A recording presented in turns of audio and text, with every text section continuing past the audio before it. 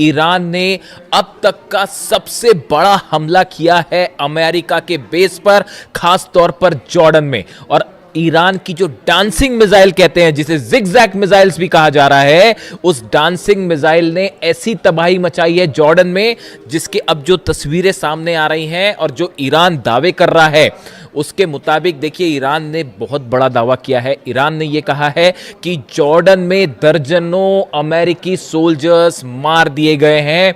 ये बहुत बड़ा दावा है कि कई अमेरिकी सोल्जर्स जो हैं, सैनिक जो हैं, वो मार दिए गए हैं। इसके अलावा अमेरिका के C-17 ट्रांसपोर्ट प्लेन्स गिर चुके हैं, P-8 एयरक्राफ्ट जो है वो जल चुका है, और सबसे बड़ी बात, ब्लैक हॉक हेलीकॉप्टर्स की एक पूरी यूनिट जो है वो इस बेस पर तबाह हो गई है। देखिए, ये बहुत बड़ी क्लेम है जो ईरान कर रहा है, जो दावे है ईरान कर रहा है।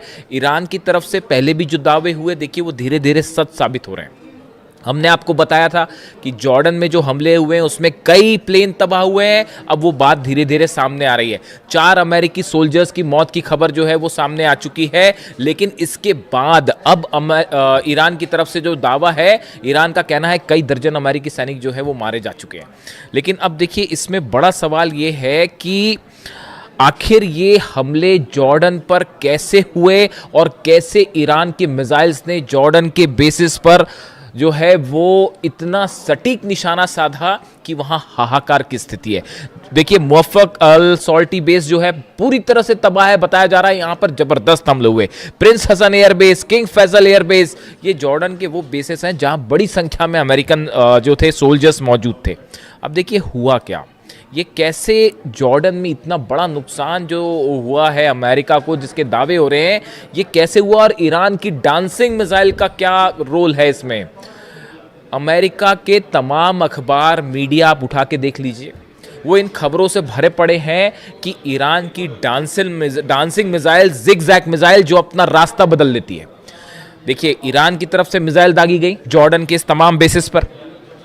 हुआ ये कि अमेरिका के पेट्रियट सिस्टम ने, थाट सिस्टम ने इन्हें रोकने की कोशिश की।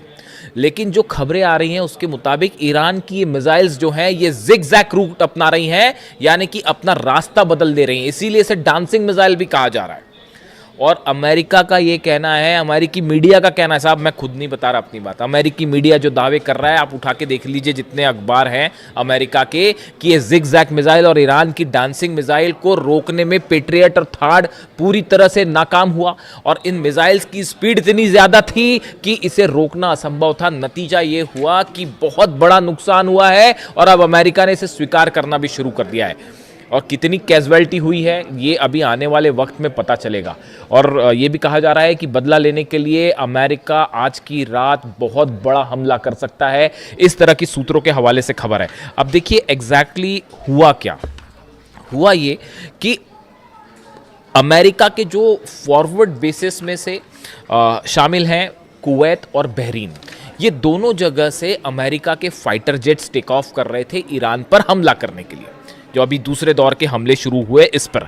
लेकिन नतीजा क्या हुआ, ईरान की तरफ से अली अल सलीम बेस जो है कुवैत में, वहां पर पेट्रियट सिस्टम तबाह कर दिया गया। $1.5 बिलियन का नुकसान हो गया। एयर सर्विलांस जो राडार था वो तबाह कर दिए गए। ऐसे ही हाल जो है बहरीन में था, शेख ईसा एयरबेस में पेट्रियट सिस्टम तबाह हो गया, वो भी $1.5 बिलियन का था। सवाल ये था कि अब ये हमले जो है, जब ये फॉरवर्ड बेसिस पर नहीं रोके जा रहे थे, तो यहां मौजूद जितने F-35 जेट्स थे, F-18 जेट्स यहां पे खड़े हुए थे बहरीन में और कुवैत में, इन सब पर खतरा मंडरा रहा था। इनसे बचने के लिए C-17, P-8 और ये जितने F-35 F-18 जेट्स थे, इनको हटा के जॉर्डन ले जाया गया। इनको हटा के जॉर्डन ले जाया गया। जॉर्डन से ईरान की दूरी ज़्यादा है बजाय कुवैत के और बहरीन के। तो इन हालात में इनको जॉर्डन ले जाया गया। अब जॉर्डन जो है वो मुख्य सेंटर बन गया ईरान के अगेंस्ट हमलों का, और जितने जेट्स टेक ऑफ कर रहे थे वो जॉर्डन से टेक ऑफ कर रहे थे। और जो अलग अलग हमले हुए, खासतौर पर ईरान के ब्रिज पर हमले हुए, टनल्स पर हमले हुए और एनर्जी सेंटर्स पर हमले हुए, उसका नतीजा ये था कि ईरान ने पलटवार शुरू किया। और सबसे बड़ा जो टर्निंग पॉइंट था वो ईरान शहर में जो ईरान के सैनिकों पर हमला किया गया, वहाँ से ईरान की सेना का गुस्सा भड़क गया और अब निशाने पर आ गए जॉर्डन के बेसिस। यानी बहरीन और कुवैत से बड़े हमले शुरू हो गए जॉर्डन पे। और ईरान ने, देखिए मैंने आपको पहले ही कहा था कि जैसे जैसे जंग आगे बढ़ेगी ईरान अपनी सबसे खतरनाक मिसाइल्स निकाल के हमले शुरू कर देगा। अब पेट्रियट और थार्ड लगे हुए हैं, सबको पता था कि पूरा जोर लगा दिया अमेरिका ने जॉर्डन में अपने बेसेस बचाने के लिए।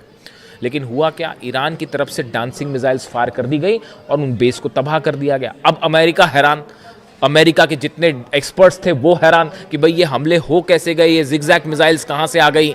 और आप देखिए इतनी लंबी जंग चली, तमाम हमले हुए अमेरिका की तरफ से। डोनाल्ड ट्रंप ये दावे करते फिर रहे हैं कि भाई 70% मिसाइल ख़त्म हो गई है और 90% मिसाइल ख़त्म हो गई है। मेरे से भी दर्शक अक्सर ये सवाल पूछते हैं कि क्या ईरान की मिसाइल सब खत्म हो गई है, जैसा दावे डोनाल्ड ट्रंप कह रहे हैं। मैं आपको फिर से इस बात को रिपीट कर रहा हूँ, ईरान के पास कितनी मिसाइल्स हैं या तो अहमद वाहिदी साहब जानते होंगे आरजीसी चीफ, या अली खामेनी साहब जानते थे। इनके अलावा हकीकत क्या है कोई नहीं जानता। ईरान में कितने मिसाइल सिटीज हैं, इसी दिन के लिए अली खामेनी साहब ने अपनी सेना को तैयार किया था, इसी दिन के लिए तैयार किया था।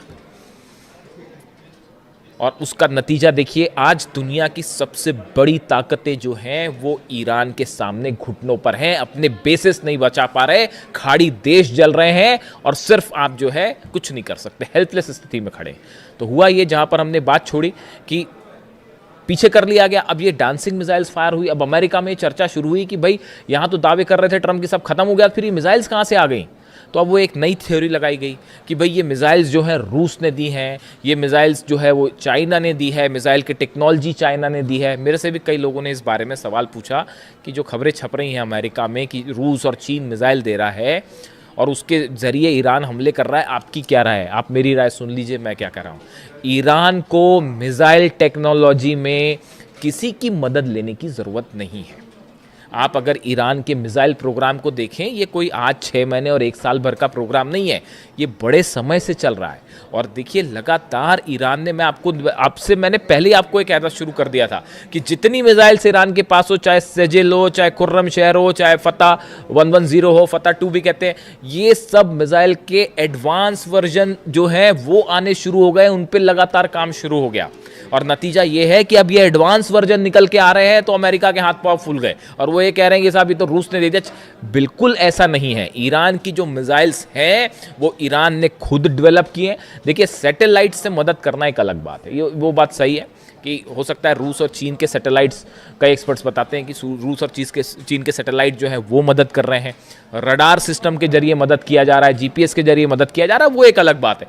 लेकिन ये जो मिसाइल टेक्नोलॉजी और स्पीड, इस पर लगातार ईरान काम कर रहा है और सेल्फ रिलायंट है, किसी की ज़रूरत नहीं है ईरान को मिसाइल के मामले में। तो इन खबरों का मेरे हिसाब से कोई बड़ा आधार नहीं है कि ये मिसाइल्स पुतिन ने दे दिए हैं या चीन ने दे दिए हैं, ऐसा कुछ नहीं है। देखिए आप रडार्स दे सकते हैं, सैटेलाइट से नेविगेशन में मदद कर सकते हैं, वहाँ तक एक बात अलग है।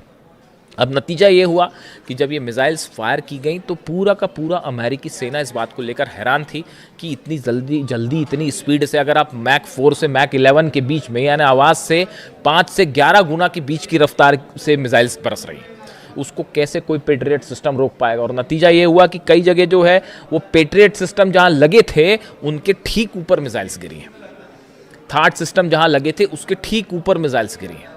और इसीलिए जंग का जो मुख्य केंद्र है वो अचानक से जॉर्डन हो गया। मतलब ऐसा लग रहा है कि ईरान और जॉर्डन की लड़ाई चल रही है।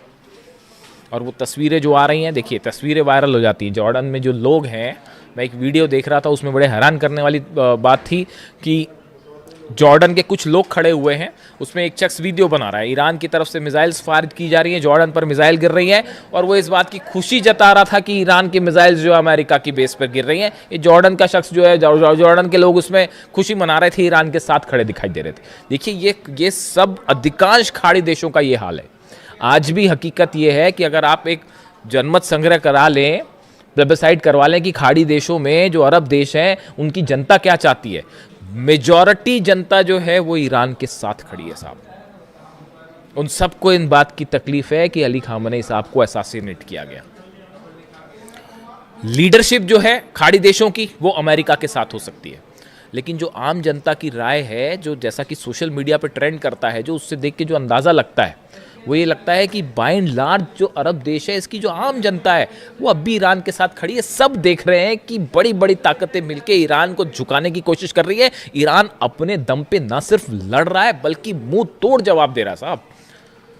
तो हकीकत यह है कि जॉर्डन जो है वो और देखिए ब्लैक हॉक यूनिट को लेकर बड़ी जो जहाँ पर देखिए जो डिस्ट्रक्शन हुआ है, जो ईरान की तरफ से दावे आए, बड़े स्पेसिफिक दावे हैं वो।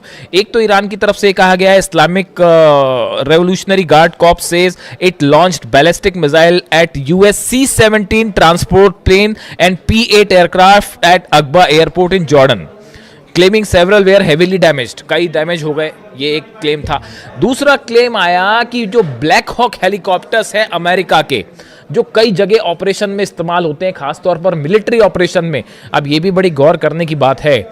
मैं कल सुबह आपको एक बड़ा खुलासा करूंगा, कल सुबह कोशिश करूंगा जल्दी वीडियो ले आऊं आपके लिए। सुबह ये खबरें आ रही हैं कि जो ब्लैक हॉक हेलीकॉप्टर्स हैं, देखिए इनका इस्तेमाल ग्राउंड ऑपरेशन के लिए बहुत ज़्यादा किया जाता है। ग्राउंड ऑपरेशन के पहले या ग्राउंड ऑपरेशन के दौरान, सोल्जर्स को नीचे उतारने पर, ग्राउंड ऑपरेशन के पहले स्ट्राइक्स करने पे, इसमें बहुत ज़्यादा इस्तेमाल होता है ब्लैक हॉक हेलीकॉप्टर्स का। जॉर्डन में बड़ी संख्या में ब्लैक हॉक हेलीकॉप्टर्स मौजूद थे, जो इस ओर इशारा कर रहे हैं कि ग्राउंड ऑपरेशन की तैयारी है। ये बात ईरान अच्छी तरह से समझ रहा है। नतीजा ये हुआ, डांसिंग मिसाइल्स ने ब्लैक हॉक का डांस करवा दिया साहब। और वो जो है, बड़ी संख्या में ब्लैक हॉक हेलीकॉप्टर्स जॉर्डन के बेसिस पर तबाह हुए हैं, ऐसे दावे ईरान कर रहा है। और ये जो स्ट्राइक्स हुई हैं, इस स्ट्राइक्स के बाद अब ये माना जा रहा है, देखिए बड़ा नुकसान है, सोल्जर्स मरे हैं, बेसिस तबाह हुए हैं। पिछली बार जो जंग हुई थी, जो इस सीज फायर के पहले की जो जंग थी, उसके जो आंकड़े आए, 428 अमेरिका की अलग अलग संपत्तियां थी, प्रॉपर्टीज थी, जिसमें सब शामिल थे अलग अलग, उन सबको जला दिया गया ईरान की तरफ से। यानी आप दूसरे सरल शब्दों में कहें, अमेरिका के 428 ठिकाने ऐसे हैं, जैसे एयरपोर्ट हो गया, मिलिट्री बेस हो गया, एम्यूनिशन रखने की जगह हो गई, सोल्जर्स जहां पर रुकते हैं, बैरक्स हो गई, ऐसे करीब 428 ठिकाने अमेरिका के ईरान ने जला दिए थे। ये जो सीज फायर का खेल डोनाल्ड ट्रंप खेलते हैं, ये क्यों खेलते हैं आप बताइए? अगर जंग जीत रहे होते अब तक कब्जा कर लिया होता साहब, अंदर घुस के, जैसे इराक में किया, जैसे अफगानिस्तान में किया, बाद में फिर बाहर निकलना पड़ गया, वो एक अलग बात है। लेकिन अगर जीत रहे होते तो कहीं ये कतई बात नहीं करते डोनाल्ड ट्रंप, अमेरिका कतई बात नहीं करता। ये जो बार बार हो रहा है कि हाँ अब ईरान तैयार हो गया, अब बातचीत हो रही है, हकीकत ये है कि जब बुरी तरह से पिटते हैं तब इस तरह की बात करते हैं कि साहब सीज फायर कर लो। बड़े सारे एक्सपर्ट्स की ये राय है कि अमेरिका तब सीज फायर की बात करता है या टॉक्स की बात तब करता है जब ऐसा लगता है कि हारने लगा, और एक बार फिर वही स्थिति बनने लग गई है। जितना नुकसान हुआ है, देखिए ये बात साफ है, आप एयर स्ट्राइक्स करके ईरान को नहीं दबा सकते, नहीं हरा सकते, हराने का कोई सवाल ही नहीं है। अब हॉर्मूज में 2 जहाज देखा आपने किस तरह से ठोक दिए फिर से, तो हॉर्मूज पूरी तरह से ईरान के कंट्रोल में है। और अब खाड़ी देशों में बड़े missiles, dancing missiles, zigzag missiles, जिनका इस्तेमाल हो रहा है, इसकी कोई काट किसी के पास नहीं है। और अमेरिका के plane, black hawk helicopters, C-17 transport plane, सब के सब आग के हवाले हैं। आज की रात भयानक हमले होने वाले, इसमें कोई शक नहीं है। ईरान भी तैयार है और देखते हैं अमेरिका की तरफ से क्या स्ट्राइक होती है। जो भी अपडेट होगा पहुंचाऊंगा आप तक। Thank you so much.